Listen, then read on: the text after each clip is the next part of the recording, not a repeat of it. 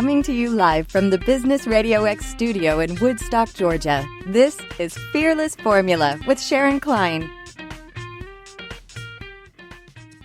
Welcome to Fearless Formula on Business RadioX, where we talk about the ups and downs of the business world and offer words of wisdom for business success. I am your host, Sharon Klein, and today on the show we have the founder and president and CEO of J. King Images, a headshot photography company that helps create just the right image for you to promote. Welcome, headshot and commercial photographer Jerry King to the show. Thank you. Thank you for having me. Thank you for coming into the show.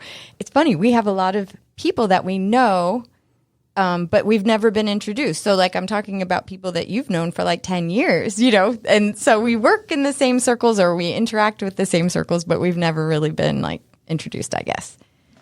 True. And I was recommended to have you on the show by two different people. So I was like, that's it. I got to contact Jerry. So thank you for coming in. No problem. Obviously, the check's cleared. Yeah. Yeah, right. Nice. Yeah, I'm slipping a 20 to whoever recommended me to anyone. So let's talk a little bit about your business. You've been in business quite a while now. I've been in business for about 8 years. Yeah. Technically 9, but I would call it 8. Yeah, and we were talking before the show how life has so many different twists and turns to it, and yours is no exception. You were born in Mississippi and came over here to Georgia, and initially, it was funny, I always feel like such a stalker, but I try to get some information about who I'm having on the show. So initially, I did a little research and found out that you used to be in the Army. Thank you so much for your service. Thank you. Mm-hmm. And you were in law enforcement. Was it the SWAT team you were on? I was on DeKalb County SWAT team for about 11 years. Ooh. And now you're a photographer. Yeah. Tell me how this happened. As far as from being from Mississippi, let me preface it, like I said earlier, I can read and write. So, oh my gosh. How I got into photography was an impulse buy. I went to Best Buy in April of 2011, and I couldn't, convince the kid to sell me an iPad 2. And iPad 2. Back in the day. Got you. And as I was leaving, I saw the Canon rep, and she sold me a camera. She just was like, "Hey, I've got this great equipment right here. You're interested?" Yeah, that's exactly what she said, like a drug dealer. But no, she sold me a camera. Money was burning a hole in my pocket, so I was going to leave the store with something. And I left with the camera, went to the Renaissance Festival that weekend. I will deny it to this day, but fell in love with it so much that I went back Monday, returned the camera, threw some more money at it, and got a professional grade camera. Wow. So what was it about that weekend and taking photos that just moved you so? I just love taking pictures. So it was just, I sucked. I was, I just fell in love with it. So why do you say you sucked? Why? I mean, if you saw the pictures I took, oh no, it was horrible. Really? In fact, I joined a photography club shortly after, and the president of the club told me, you suck. You need to find a new hobby. Why? What was it that you were, were you just taking a picture of like a leaf or something? Like what makes a photo bad? Just everything about it, whatever I did. Composition-wise, it Composition-wise, exposure, you name it. And but 2 years later, I was back giving that same photography club lighting classes. Well, how did that feel? Felt really good. Yeah, I bet it did.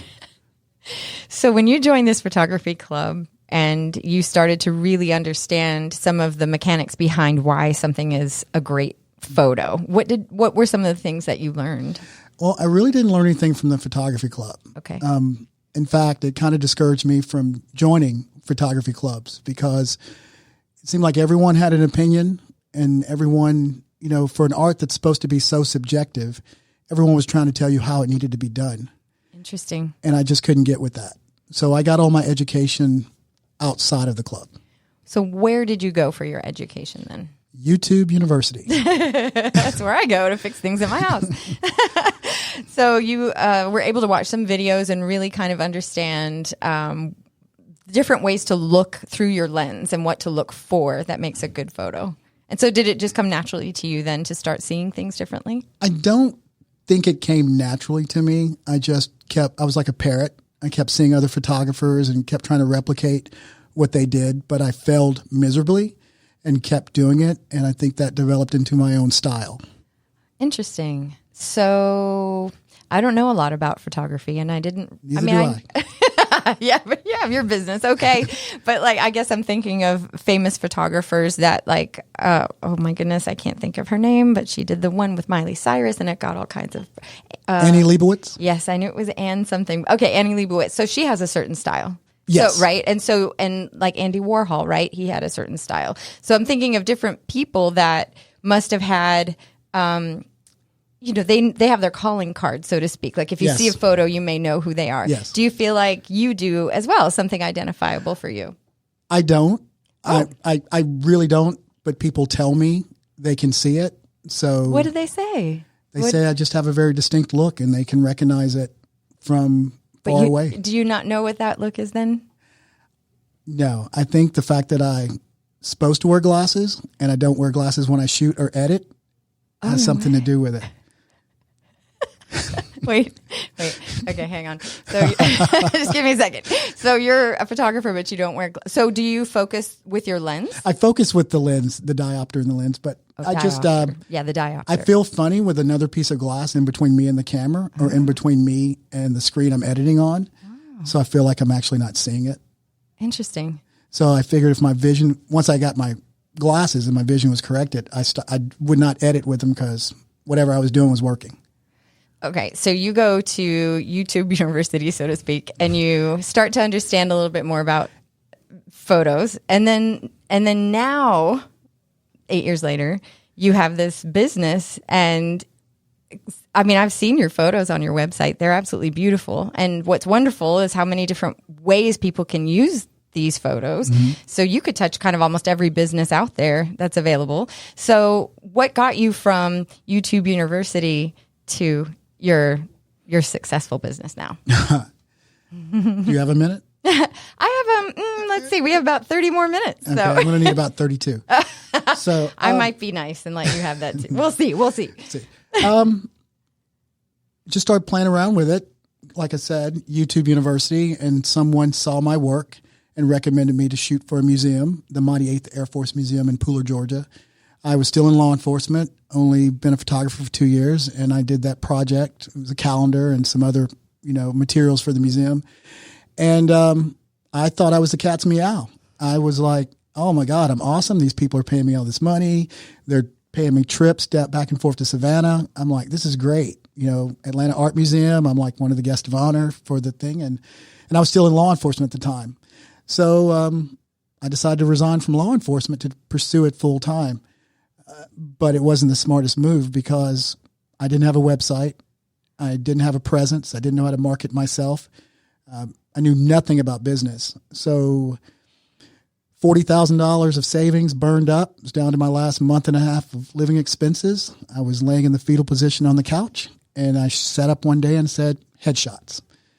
And so that weekend I went out, found 12 different people, said, hey, go ahead. I'm sorry. No, go. I'm just so fascinated, please. So I found 12 people and said, you need a headshot. And they were like, no, I can't afford it. I don't want it. I said, no, I'm going to do your headshot for free. So I did 12 headshots, put them on my website. I guess Google gave me this artificially inflated SEO over the weekend. And at that time, a VP at Cox Enterprises was looking for headshots. And they booked me for 2. I shot that 2 the following weekend. And then they said, hey, we like these. Can you shoot our whole office? And so that was a good payday, especially when, about to be homeless.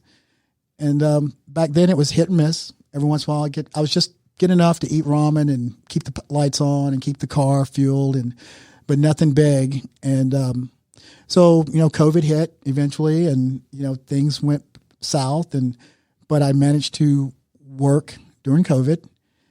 It's kind of like a drug deal. People would call me up and say, do you do headshots? And then I from 6 feet away. Yeah. And I'd literally, back alley of the studio, have a man, because, people were, if you worked, people got upset with you. And if you didn't work, people got upset with you. So it was an odd time. So I didn't really hit any success till 2021. So I was 6 years in the business, driving around in a car with a busted transmission. Every intersection I got to, I was wondering, is this going to be the most embarrassing moment ever when it dies? But had a job in Buckhead, had no gas, just enough gas to get there, hoping they paid me that night so I'd have the gas to get home. Had a blowout on the way, 75 just north of 285. Oh, no. By the time I got there and completed the job, they paid me for the whole job. I netted $100. Basically, by the time I got my checking account back into the positive and got new tires and got gas in the car. So, and then 6 months later, I was boarding an airplane going to Dallas, Texas for a considerable amount of money per day for a tech firm. Wow. Talk about fearlessness. Think about this, though. You believed in yourself enough to leave law enforcement and to really put yourself, even if you weren't prepared and you wish you had known something different in the beginning, you still put yourself out there with the belief in yourself. But that's pretty remarkable. I think it was pride. I didn't want to go back to law enforcement and have everyone tell me, we told you. That can be very motivating, can't it? Exactly. There's like positive pride that we all have, right? Like self-esteem. And then there's pride that can, keep you from doing things because you just don't want to fail. But it sounds like you struck a nice little balance right there. I did. So pretty happy with it. Things have been going quite well. Congratulations. Thank you. You're welcome.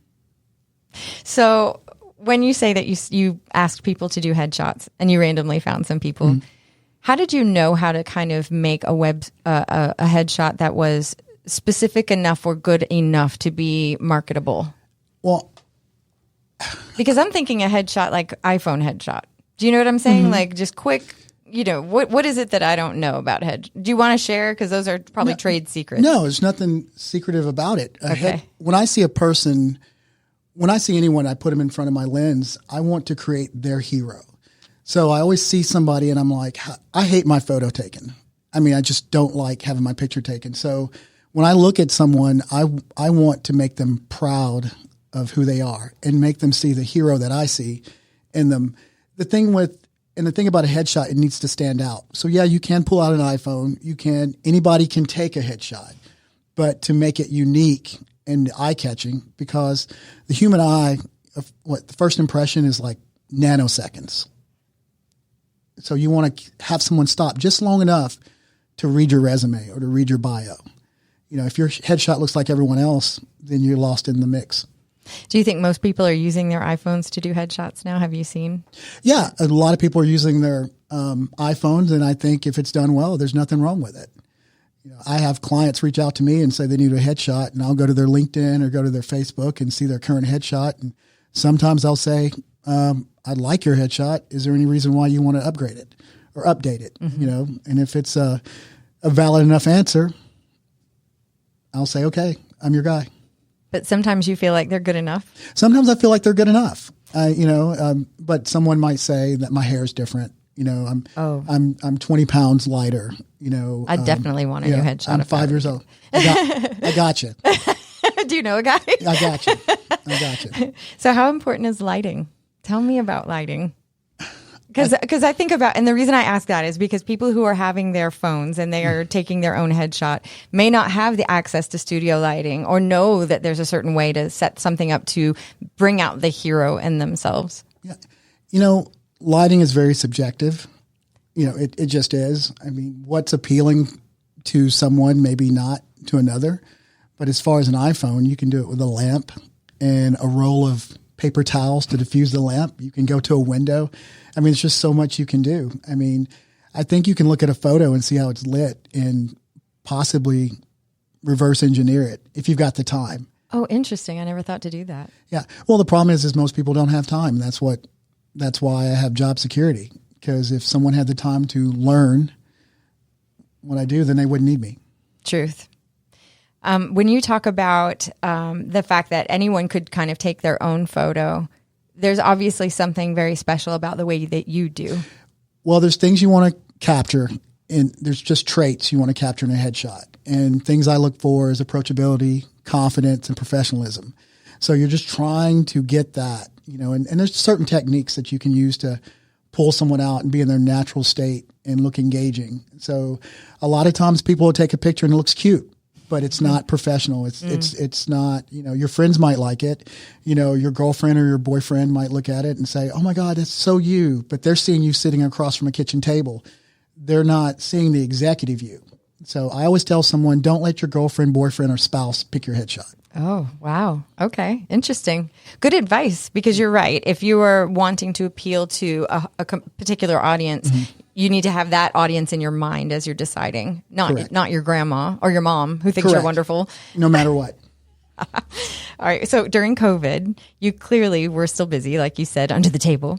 But how important was that time, given that people were working from home? Everything kind of changed in the business world. I think it was important because everyone needed a face. You know, people weren't meeting face to face. People needed representation online, virtually, for someone to see them outside of rollers and a house coat and, you know, a T-shirt and tank top. So I think it was very important for people to have an image that kind of let people, or wanted people to get to know you. So how do you, not me though, don't use me, okay, because that'll make me feel uncomfortable. Okay, so anybody. So when you're looking at someone, and how do you decide what they are in terms of your mind, like what their hero image is? Well, just like I'm sitting here talking to you, I'm studying you the whole time. So I'm seeing, so I'm seeing your natural resting. Yes. I'm seeing when like you're engaged in conversation. So when you're talking to me, you're projecting forward. Okay, you're not leaned back away from me, you're engaging me. Okay. But for some reason, when that magnesium, I lift that magnesium up in your face, you back away from the camera. People tend to back away instead of engage as if it's someone. Why? Because they're uncomfortable getting their picture taken. And they're looking at the camera as just this weird experience, photography, when they need to look at the camera as if they're engaging someone, if that camera is someone themselves. So is it shame?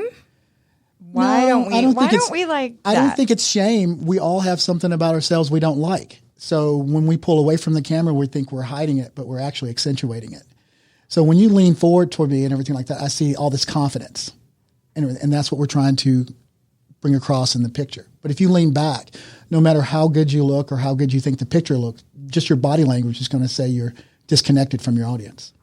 I have to think about that. How much do you tell people they need to really engage? Like, is it almost everyone is like, oh gosh, I'm getting my photo taken? Yes, almost everyone. And during my sessions, it's pretty much like what I'm doing with you, just talking to you, getting to know. We might talk more than we shoot. For the hour session, you and I might spend 30, 40 minutes talking. You know, used to, like when I first started out, I'd take like 300 or 400 images of you and we'd hope for the best. And now, you know, we shoot about 60 to 70 and they're usually all pretty good, but we're just looking for that one. How important is that time getting to know someone? Very important. We have to establish some rapport. I mean, because you have to be uncomfortable in front of me. Mm-hmm. And then you have to trust me. So I do a tactic, or I do a process that a lot of photographers I've talked to kind of question why I do it, but I will actually take a photo of you and then I will sit down and I will analyze the photo with you, and then I will actually edit that photo in front of you. So a lot of times people don't like the photo because, not that it's not a good photo, but they don't like how their eyes look, or they've had acne, or they maybe have a double chin that they're not happy with. When I show I can like manage that for them, the shoot goes well. So you take a photo and then you show them what you can do so that they feel like no matter what, their best self will be represented. All I need from them is expression. Okay, what kind of expression? Their true expression, like that what you're giving me right now. What am I giving you right now? You're smiling your eyes. I mean, so we want to capture that. We want to capture that, your natural feel. So smile with your eyes kind of thing. That's something that you can tell if someone isn't, right? Exactly. And a lot of times people come in and they want to show teeth. They don't have to show teeth. You know, sometimes you can see their personality just with their mouth closed. So you've got all of these neat techniques and things that you've got ready to go for people. And then now, as your business has grown, and I've looked at your pictures, they're absolutely beautiful. You do have really unique lighting, I think, and it doesn't even have to be this big scene outside where it can be very simple but effective. Mm-hmm. Did that sort of help develop your style as you've learned these techniques, developed your style into what you have now? Yeah, I think my style developed because initially when I started, it was all about me. Oh, look at my light. Look how I can do this. Look how I can shoot. And as time went by, it's more about the individual. So I kind of want people to see the image and just see my subject, and not, oh my God, look at the lighting. oh my God, look at this composition. I want them to look at it and say, oh my God, John looks great. Susie looks amazing. Not look at this lighting. Look at this lighting. Interesting. Do you think any of the things that you learned in the military and in law enforcement has informed you as a photographer? Yeah, quite a bit. I deal with a lot of executives, CEOs, tech firms, and things like that. So my military experience and my law enforcement experience brought me into like whether politicians or generals or colonels or whatever. So I learned early on at a young age that everyone puts their pants on just like I do. So when I'm talking to an executive, I'm talking to him as if I was talking to anyone else, and establish that rapport. Like, it's his company, he's the tech guru and everything like that, but it's my set and I'm the professional here, and it's my job to get the best thing out of him. Dang. So I never thought about that you could potentially be intimidated by some very big names in whatever world they're in, but they're in your world. Yes. So I bet they can feel that energy shift. Yeah, people can tell. I try to tell new photographers or teach sometimes that you've got to show a little bit of confidence. And, there's certain things I do. Like if you're giving me your all and I mess up, I tell you I mess up. I'll say, hey, you did a great job, but your photographer's screwing up right now. Let me adjust this. Yeah. And if I'm comfortable with everything going on set, then you can sense that. And I always keep a dialogue. If I'm shooting, if you're seeing this look on my face, like I'm like worried something's going wrong and I haven't communicated with you whatsoever, then you start doubting the process. I'd be doubting myself. Oh no, he doesn't like what he sees. I'm trying to imagine what's in my head. If I were to see that, That's true. And be like, he's not happy. It's me because he's the professional. So yeah, you always keep the communication going, talking and everything like that. I'll tell people, I'll sit there and I'll go, okay, I need to get this shot. Okay, roll your shoulders back, put your hands out by your side, put your face forward like a turtle, dip your forehead just a little bit. Yeah, and tighten those eyes just a little bit. I like that. All right, now stand on one foot. And, it usually gets people laughing, and then you get a good shot. You get a good shot. I had another question for you. I saw that, well, obviously, because this is my show. Sorry. Okay, I get distracted in my brain. All right. So you have obviously a huge clientele. You've got actors and models, executives. You do lifestyle shoots, but you also did a shoot with the Holly Springs Police here in Cherokee County. Oh, that was a while back. It was a while back? Oh, the photos are gorgeous. But tell me how that happened. I'm curious how, as obviously you were in the police world, so you've been able to relate to probably what they go through. Law enforcement and military still dear to my heart. I pray for the guys every day, and happy and glad that someone's still willing to do it in this day and age. But I just my thing was I would see these police officers and law enforcement in these heroic jobs and larger than life jobs. And then I'd see these photos of them that were just so tame. And I just wanted to, like I said earlier, display the heroes that they truly are. When you say tame, do you mean like as if it's a high school yearbook look? Yes. Or just a snapshot of them leaned against a car or something like that. So, cheesy? Somewhat cheesy? Very cheesy. So what was it like to film them in a way that made you feel proud? I guess, I don't know. I just wanted to depict them in a very professional and very larger than life, setting or theme or vibe. Like they were some in their car, as they're out doing things. So it's almost an action shot, I guess. So to speak. I think she was sitting in a parking lot, and I had lights behind the car and in front of the car. And oh, wow. No, it looked like she was heading someplace important. Yeah. So, yeah. So that must have been satisfying for you then. It is. And, it's just one of those things you want to, hopefully, or one day I plan on kind of making a switch to do more commercial style shoots as opposed to headshots. But headshots will always be a part of J. King Images. So you haven't obviously just stuck to headshots, then like you've grown some. I haven't just stuck to headshots. I do lifestyle for business executives and everything. Expanding to Dallas, Texas. Last month was the first test run out there. How did it go? It went pretty well. Congratulations. So we're going to start, or I'm going to start setting dates out there too for every couple of months to go out to Dallas, Texas.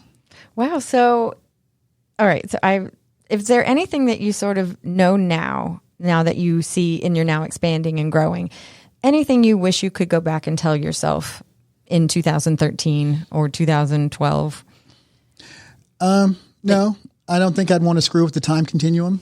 I think I'm happy with the path that I've taken. I mean, there's a lot of things that would have made it easier, but at the same time, I think, I don't know, some things, no matter if you hear it or not, you've got to experience it yourself. But that says a lot about you, because there are lots of people who say, oh, I wish I had known that I should have had a year's worth of savings, in my bank account. And of course, that's a positive. Everybody, there's never enough money. There's never enough money. I will say that the fact that you feel like you learned everything in the right order and that you needed to learn it the way that you did, there's something very peaceful about your journey then, or accepting about your journey, where you don't beat yourself up so much about the things that you wish you had done differently. I mean, I think it would have changed the trajectory of the way things are. I mean, if I had enough money, maybe I wouldn't have pushed myself as hard. If I wasn't starving or wondering where my next meal was coming from, I might have taken it easy. I might not have taken the chance or the opportunity to do another job, or to take on a job that I didn't want to take on, but actually it led somewhere. Wow. But I love that you're reframing your experience as not just being, I had this dream, I decided to go pursue it. You actually can see how the different things that you went through propelled you forward. I think I'm in a similar situation where I have more voiceover work to pursue, but I haven't, but I actually really need to be doing that, as opposed to things that I find joyful, or just fun. And that, I don't think I would have the same drive to continue to pursue and work really hard if I didn't have a real need to do it. It's fascinating to me, because it does reframe it. And I'm lucky because I get to do it. It's not like I need to do it. It's like, oh, I have to. It's like, I get to, which I really like. It makes it a positive.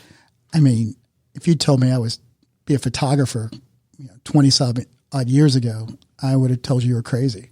I mean, I would have said, you're high. There's no way.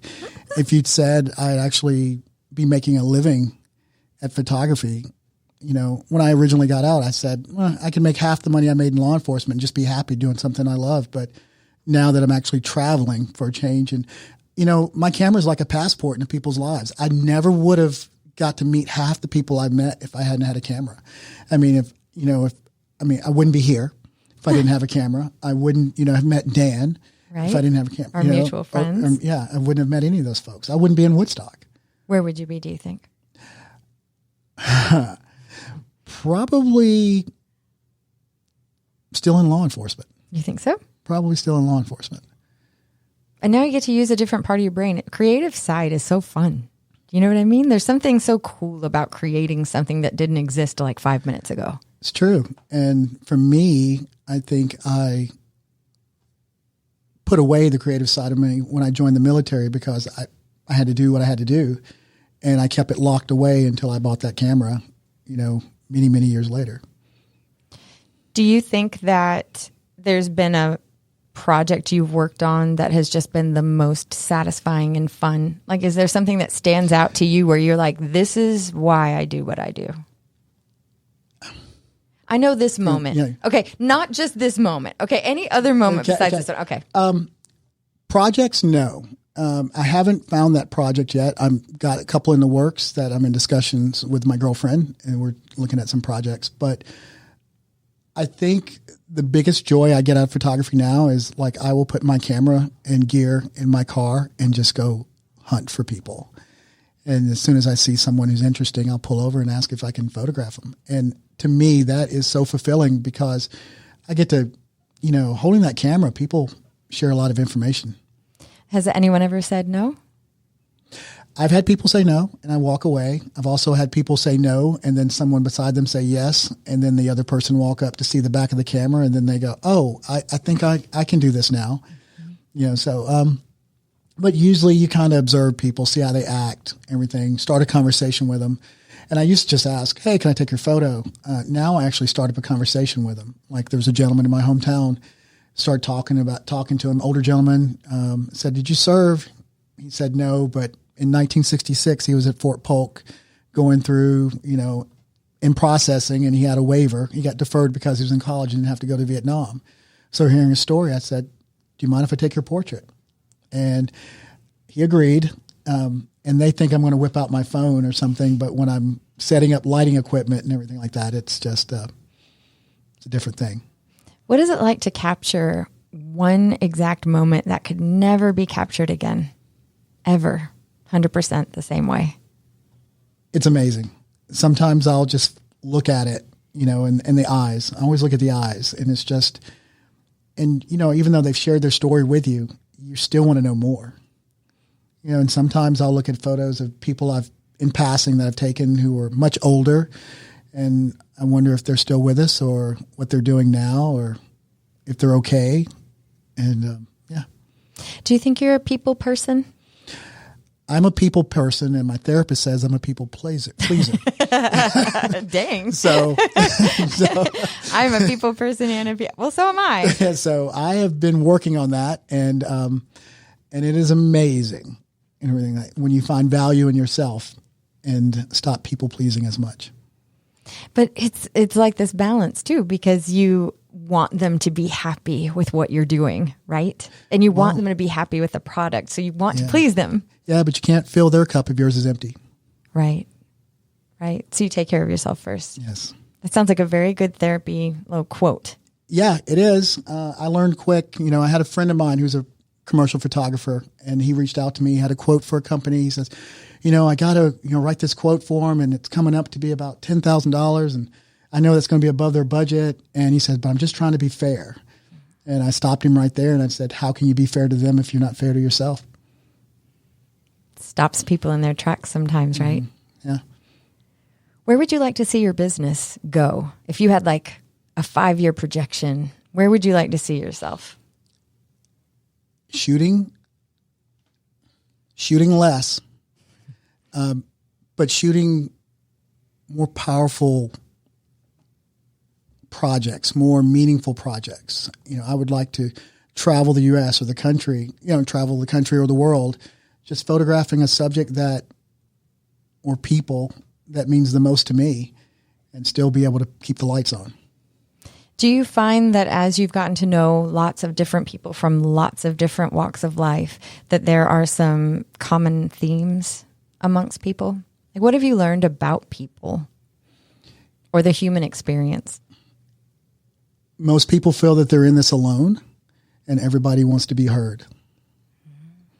So I've noticed that when I talk to people, a lot of people are holding a lot of things in, and it comes across, you're like, you take a photo, and I'm rambling now, but you take a photo of someone and they're withdrawn, and then they project something, their real self is hidden away in there. So I think that, how do I articulate this?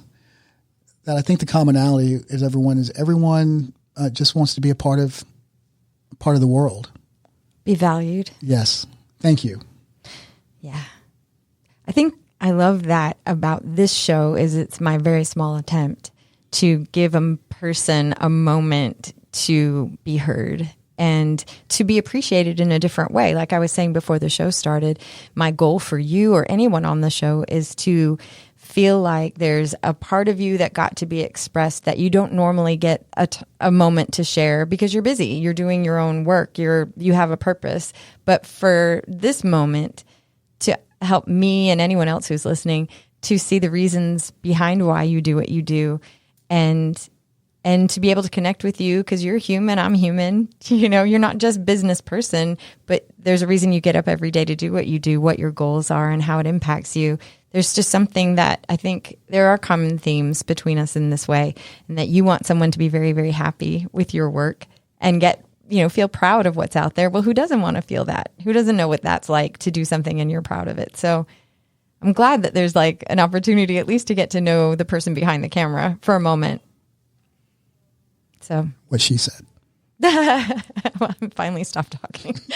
No. No, I'm like thinking on the fly cannot sometimes do so well for me, but sometimes yes. But well, who's your ideal client? Like who you would love to have who in your studio? Wow, that's hard. And really hard. A lot of times in business they say, "Oh, my ideal client," but usually that's from a financial standpoint. People give the answer, it's like, I want to have a client who makes 6 figures and is the leader of a Fortune 500 company or 7 figures. And I think my ideal client is someone who actually wants to create and actually wants to not be the norm, really to break out of their shell, because I don't like cookie cutter. So someone who's creative, maybe? Yes. When you say cookie cutter and when you say creative, visually, what are you meaning? Well, cookie cutter is, I am not a rule follower when it comes to photography. Some people look at my pictures and might say that's underexposed or that might be overexposed. Or I had some photographer out of the blue comment said, "Hey, you might want to think about using the rule of thirds." And it's funny because I think people don't understand the rule of thirds, and because it was centered, he was like, "That's not the rule of thirds, but that is a rule of thirds also." It's just a perspective. So when it comes to cookie cutter, I think people tend to, as a medium, photography, I can't talk about videography or, painting or anything else, but people think there's rules and they stick within these rules. And I think if everyone stayed within those rules, we'd have no uniqueness. It would all be the same. So when I say cookie cutter, is there certain styles of photography out there? I'm not going to say it because there are photographers out there and that's their bread and butter. But when people look at my work, I just want them to see that it's different. So when you're saying rule of thirds and yet you put something right in the middle, right? That impacts differently. It impacts differently. It definitely, I wanted to bring more focus to the individual, and less to the environment, or to place them in the environment, but have them the central focus of it. If I take a picture of someone, I'm not worried about your landscape or your yard or your building. In fact, I just want you to be the focus. I don't want anyone to sit there and go, "Oh my God, look at her, her Prius in the driveway." Oh my God, I have a Prius in the driveway. That's funny. Yeah, I got you. So the goal being that person is what you want. You don't want anything else. So the way you frame it can impact whether or not that's seen in the background. Yes. I do the rule of thirds because I have a grid, on my phone. But there's nothing that says you have to stick with it. Right. But when I went to Kennesaw State University and I did take a visual communication class, which was fascinating, they did talk about rule of thirds and why that is more impactful, or why it makes someone feel the way they feel, where your eye naturally wants to go. So I never really thought about it in terms of, well, what if I want a different impact? Yeah, that's where light comes in. Well, how about that? Yeah, because if you're lit and you stand out, who cares? Who cares? How could people get in touch with you, Jerry, if they're interested in finding out more about you or would like to book a session with you? Yeah. What's the best way? 1-900. No, just kidding. Oh, gosh. That's a different show altogether. My website, jkingimages.com. You can book directly for a headshot. If you need something else commercially done or a larger project, just contact, hit the email, and my studio manager will pick up and she'll connect you to me. Well, Jerry, thank you so much for being brave, because I kind of last minute was like, "Hey, I had cancellation. You want to come on the show tomorrow?" And you said yes. And no, that was I not didn't go yes. Yes, you did. You enthusiastically said yes. No, actually, I knew that this was a leap of faith or whatever for you. But I want to thank you for being brave, because some of the best things that have ever happened to me have been when I've just said yes, even though I've been afraid.